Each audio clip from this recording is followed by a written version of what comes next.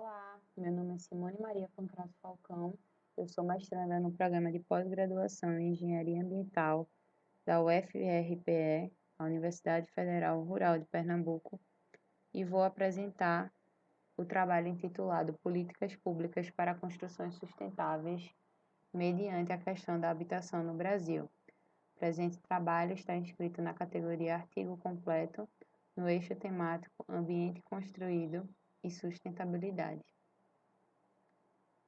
Bem, a introdução do artigo ela compreende o universo de pesquisa das habitações de interesse social e aqui no Brasil. O programa Minha Casa Minha Vida, ele constitui-se no maior programa de governo para a habitação da história do país e desde o seu lançamento houveram diversas modificações que sempre estiveram alinhadas aos diferentes contextos políticos do país. O programa foi criado com o objetivo de suprimir o déficit habitacional no ano de lançamento, né, lá em 2009, e atualmente, mediante um estudo feito pela Fundação Getúlio Vargas e a Associação Brasileira de Incorporadoras Imobiliárias, o Brasil apresenta um déficit habitacional de 7,77 milhões de residência. Esse crescimento numérico do programa, ele não superou o crescimento vegetativo do déficit habitacional. Então, a gente tem esse número como um recorde desde o lançamento do programa Minha Casa Minha Vida. Bem, recentemente, por meio da medida provisória número 996, de 25 de agosto de 2020, o governo federal lançou o programa Casa Verde e Amarela, que trata-se de uma reformulação do programa Minha Casa Minha Vida e tem a meta de atender 1,6 milhões de famílias de baixa renda até o ano de 2024. Desse modo, houve um incremento de 350 mil residências na meta em relação ao antigo programa de habitação. E esse programa ele visa estimular a modernização do setor da construção e inovação tecnológica, promover o desenvolvimento institucional e a capacitação dos agentes públicos e privados, promover a melhoria do estoque de moradias existentes para reparar as inadequações habitacionais e também ampliar o estoque de moradias para atender as necessidades habitacionais, igualmente ao Minha Casa Minha Vida. Bem, no âmbito das edificações, né, nas habitações de interesse social, existe a necessidade do emprego de métodos construtivos sustentáveis, e esses métodos eles têm que estar em consonância com a demanda de mercado. Nesse sentido, compreende-se que o uso eficiente de materiais, alinhado a uma redução de resíduos de construção, constitui-se um dos principais desafios para a gestão de obras de habitação popular. A gestão eficiente de obras ela começou com Koskela em 1992, que foi um pesquisador finlandês que instituiu a filosofia Lean Construction e que emergiu da manufatura do Lean Production, né, que é produção enxuta, para melhorar a eficácia e eficiência dos processos em obras civis. Dessa forma, todavia, né, na estruturação desses projetos são incluídos objetivos sociais e ambientais, quando do surgimento do conceito da sustentabilidade, que é o denominado Triple Bottom Line, que surgiu lá em meados também da década de 90. Estudiosos já estudaram as interrelações entre o pensamento Lean e da sustentabilidade na evolução da pesquisa científica alinhado à temática da gestão de projetos de construção civil. E esses estudos eles verificaram que é importante que o desenvolvimento sustentável seja consolidado na construção civil de forma a atingir os benefícios não somente econômicos e ambientais, mas também sociais. Bem, esse desempenho sustentável na construção civil ele engloba vários quesitos, né? E ele é fundamental ainda mais nesse contexto das habitações de interesse social, visto que a otimização dos processos das obras civis é fundamental para que não haja atraso na entrega e menos famílias sejam atendidas. Então, a gente tem, além disso, que considerar a importante superação de déficits habitacionais e a efetividade de políticas públicas de habitação. E, nesse caso, a regulação ambiental exigida nesses projetos é uma forma de combate à informalidade que gera muitos danos ambientais. Bem, grande parte dos problemas ambientais da construção civil, eles advêm do uso intenso de recursos naturais e também da geração elevada, né, dos resíduos sólidos. Um estudo da ALBEP, né, verificou recentemente que os serviços de limpeza municipais coletaram 122.012 toneladas de resíduos de construção e demolição por dia no ano de 2018. Esse dado ele expressa um pequeno recuo em relação a 2017, né? Esse estudo é anual da ALBREP, mas ele ainda representa uma elevada e insustentável geração de resíduos, porque uma pequena parte é designada para reciclagem, que por sua vez tem uma estreita abertura de mercado. O principal foco da sustentabilidade no setor da construção, ele vai ser justamente nessa questão do uso dos recursos ambientais e também na geração de resíduos.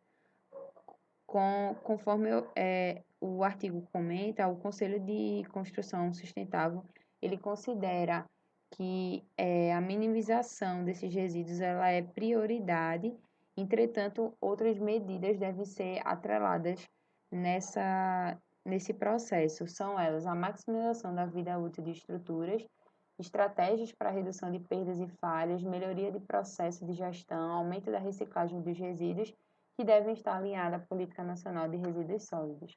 Bem, o objetivo desse artigo foi elaborar um estudo preliminar com o objetivo de analisar as políticas públicas focadas em construções sustentáveis no tocante aos programas setoriais de habitação no Brasil. Para isso,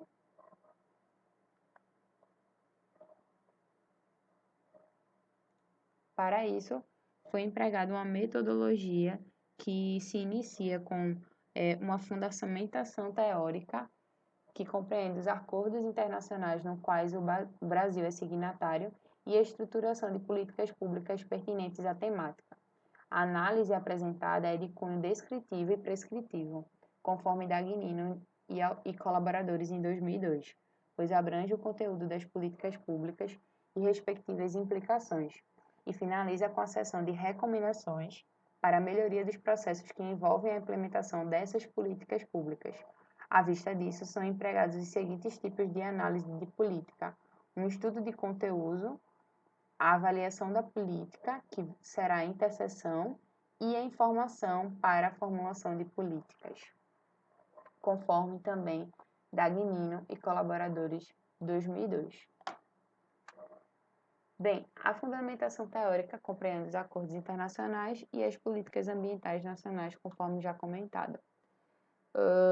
Partindo do pressuposto do desenvolvimento sustentável, que é denominado no relatório Brundtland, lá em 1987, que é aquele que deve atender às necessidades do presente, sem comprometer a capacidade de futuras gerações de suprirem as suas necessidades. E mais à frente temos um acordo também que o Brasil foi signatário, que é a consagrada Agenda 21 Global, que em seu capítulo 7 traz a necessidade de promover atividades sustentáveis na cadeia da construção civil. O documento ele foi elaborado com a cooperação entre governos e setor privado. Então, embora a agenda ela estabelecesse objetivos específicos, percebe-se que houve uma lacuna quanto à proposição de indicadores. Isso inviabiliza a eficácia do monitoramento dos países signatários acerca de suas práticas. Bem, mais à frente nós temos a promulgação, né, e a adesão do Brasil aos Objetivos do Desenvolvimento do Milênio, que são conhecidos como 8 ODMs, que visaram a realização de ações específicas até o ano de 2015. Bem, temos também, mais à frente, a conceituação que seria a construção civil sustentável, que foi promulgada em 1994 pelo Conselho Internacional de Construção Sustentável, que definiu como sendo criação e operação de ambientes construídos saudáveis baseados na eficiência de materiais e design ecológico. Essa definição ela se alinha com vai se alinhar mais à frente com os Objetivos de Desenvolvimento Sustentável, que surgem com a chegada do ano 2015, né, que seria o final da meta dos Objetivos do Milênio, e traz hoje até o ano de 2030 o ODS 11, que é o Objetivo de Desenvolvimento Sustentável número 11, de tornar as cidades e os assentamentos humanos inclusivos, seguros, resilientes e sustentáveis. A meta 1 é bem específica de garantir o acesso de todos à habitação segura, adequada e a preço acessível, bem como aos serviços básicos e urbanizar as favelas. Mais à frente, né, no ano seguinte, no ano de 2016, ocorreu a Conferência Habitat número 3 em Quito, que visou fazer esse direcionamento da nova agenda urbana, que são orientados por esse ODS 11, cujo papel é fazer um direcionamento ao cumprimento das metas concretas, que tem como principal foco o desenvolvimento urbano sustentável. E aí a gente teve essa conferência no ano de 1976, que foi a Habitat 1, e ocorreu em Istambul e também na Turquia, lá em 1996. Essa conferência mais recente de 2016, que o Brasil pôde participar, culminou na Carta Mundial pelo Direito à Cidade, com a perspectiva de incluir esse direito à cidade como um direito humano. Bem, diante dessa perspectiva do direito à cidade, emerge uma visão que, para sua consolidação, é necessário incorporar a sustentabilidade. E aí surge o conceito de cidades sustentáveis, né? Que aí ele vai conversar com essa questão do ODS 11 e visar favorecer a qualidade de vida dos habitantes desta cidade. Temos também a implementação, né, a adesão do conceito de Smart Cities, que seriam cidades inteligentes, utilizando o conceito da sustentabilidade por meio do emprego de tecnologia. E aí, para visar a implementação da sustentabilidade, foram desenvolvidas avaliações específicas. Essas avaliações, elas visam constatar a adoção de práticas no âmbito da construção civil. E aí a gente tem o BREEAM, que aí foi uma certificação ambiental pioneira, que ocorreu no ano de 1990 na Inglaterra. Temos o Conselho Internacional de Construção Sustentável, que faz essa articulação a nível mundial, e também os conselhos locais, aqui no caso do Brasil, o Conselho Brasileiro de Construção Sustentável. E aí a gente tem também as políticas ambientais nacionais, o artigo número 6, que prevê os direitos sociais e prevê o direito de todos os brasileiros a terem uma habitação segura e digna.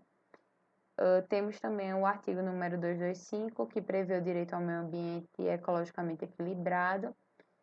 O artigo número 170, que trata da ordem econômica do país e traz como um de seus princípios a defesa do meio ambiente. Entretanto, somente no ano de... A gente teve a instituição da Política Nacional do Meio Ambiente, em 1981. Entretanto, uma política voltada para a questão dos resíduos sólidos só foi promulgada lá em 2010 com a Política Nacional de Resíduos Sólidos, instituída pela Lei 12.305. E aí essa lei ela se alinha ela se articula, na verdade, com a Política Nacional de Educação Ambiental de 99 e a Política Federal de Saneamento Básico em 2007. Temos também, mais à frente, a Política de Educação para o Consumo Sustentável e também a Lei de Crimes Ambientais, que faz aí essa regência no tocante a qualquer dano e prejuízo causado pelos elementos que compõem o meio ambiente. Bem, a Resolução 307 também é um importante marco legal que visa garantir a proteção ambiental e propôs no ano de 2002 uma definição para os resíduos da construção civil. Tal definição ela está relacionada com a origem desses resíduos, construções, reformas, reparos, demolição, preparação e escavação de terrenos. A resolução ela também orienta que a gestão desses resíduos deve abranger o máximo de ações exercidas, direta ou indiretamente, nos pontos de coleta, tratamento, discriminação, transbordo, transporte e destinação final adequada dos rejeitos de resíduos sólidos. No ano de 1998, houve um surgimento de programas de redução de perdas e de gestão de qualidade na construção civil, e isso impulsionou o setor para caminhar para essa questão da sustentabilidade. Então, a gente tem o Programa Brasileiro da Qualidade e Produtividade na Construção Habitacional, que é o BPQH, que visa modernizar e implementar a gestão da qualidade na construção civil para a redução do déficit habitacional do país, e isso inclui a redução de custos. Bem, o PH, ele é de fato é, ele é estruturado, o programa que permite aos atores envolvidos pautar ações específicas que sejam voltadas à implantação de tecnologia. Então, ele tem 3 diferentes sistemas de avaliação. Cada sistema é um tipo de certificado. Os sistemas denominados são o Sistema de Avaliação da Conformidade de Empresas e Serviços e Obras, que é o conhecido SIAC. Temos também o CIMAC, que é o Sistema de Qualificação de Empresas, Componentes e Sistemas Construtivos, no qual são analisados processos e qualidade dos produtos de indústrias relacionados à fabricação de materiais, e o SINAT, que compreende a verificação de novos materiais e novas tecnologias a serem introduzidos na cadeia da construção civil. O programa ele tem uma gestão compartilhada do setor privado com o setor público. E esse ano a gente teve a recriação do Conselho no ano de 2020. Bem, o SIAC, ele prevê a inclusão de indicadores de sustentabilidade nos canteiros de obra. E esses indicadores eles contemplam a conservação de água, eficiência energética e redução da geração de resíduos. Entretanto, o programa ele não apresenta parâmetros adequados para os cenários específicos das obras civis. Isso compreende uma lacuna que vai refletir na ausência de planos de gestão com metodologia padrão, a fim de unificar o controle e reduzir os insumos. Vale salientar que no cenário nacional é comum o monitoramento, quantificação e análise inadequada dos resíduos gerados em obras civis. A gente tem também a certificação ISO, que foi impulsionada por esse programa, assim como a ISO 14001, e as demais certificações ambientais difundidas, que são o processo Aqua, o LEED e também o pioneiro aí e brasileiros selo Casa Azul, que foi desenvolvido pela Caixa Econômica Federal e constitui uma importante ferramenta de construção sustentável. Ela aplica-se a todos os tipos de projetos de empreendimentos habitacionais apresentados pela Caixa e apresenta diversas categorias para abranger os benefícios econômicos, técnicos e sociais. Bem, como conclusões preliminares, nós temos que a problemática do grande déficit habitacional do Brasil não passa apenas pela situação da falta de moradia, mas pelo número expressivo de habitações precárias, insalubres e com adensamento excessivo, que é o caso de haver coabitação em cômodos ou com famílias conviventes. A maior parte da população não tem acesso à moradia, quer seja pelo mercado ou por políticas públicas. Sob essa perspectiva, é importante salientar que a reformulação do programa Minha Casa Minha Vida, com o novo nome, Casa Verde e Amarela, seja capaz de considerar esses aspectos sob uma ótica sustentável. Nesse sentido, políticas de setor são fundamentais para o incentivo da construção sustentável, que não deve abranger somente as incorporadoras, mas toda a cadeia da construção civil. Desse modo, esforços com foco preventivo são importantes nas políticas públicas ambientais e necessitam, de fato, de incentivos para serem implementados. Isso porque existem obstáculos políticos que impedem o cumprimento de sanções inerentes à não conformidade com a legislação. e de que modo particular interferem em aspectos socioeconômicos sensíveis, como é o caso da geração de empregos. O acúmulo de desperdício e ineficácia do gerenciamento de resíduos sólidos desde a aquisição dos materiais, ela caracteriza a ineficácia do gerenciamento de resíduos, pois ainda significativos volumes são enviados para os aterros sanitários, e isso constitui um desafio não só no Brasil, mas em todo o mundo, que é fazer com que esses resíduos eles retornem para a cadeia de valor. Instrumentos econômicos são importantes a fim de fortalecer a política de mercado da reciclagem, né, conforme previsto na Política Nacional de Resíduos Sólidos, e também a cobrança pelo uso no caso de recursos não renováveis. Podem ser fornecidos também subsídios para materiais reciclados e equipamentos para o tratamento desses resíduos. Também recomenda-se o uso de políticas de informação, que visa criar e fortalecer mecanismos de disseminação de informações técnicas por meio de uma plataforma com apresentação de possibilidades sustentáveis para o setor, como economia de custo, etiquetagem de produtos recicláveis e também a menor pegada ecológica. Bem, no âmbito do programa de implementação do PBH, temos também que caberiam considerar alguns aspectos. No caso, considerar a desconstrução, requerer um gestor designado especialmente para o gerenciamento de resíduos, redução de pontos no programa para gerenciamento de resíduos mistos, estabelecer uma proporção no projeto para materiais reciclados, especificação de tamanho, taxação para deposição de resíduos oriundos da mineração, reutilização de resíduos no local da obra. E é isso, gente. Grata pela oportunidade de estar aqui no Cibogo do ano de 2020.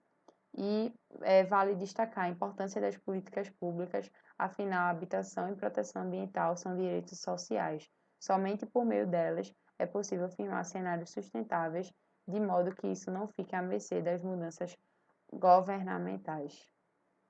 Segue aqui os meus contatos, caso vocês tenham alguma dúvida. Obrigada.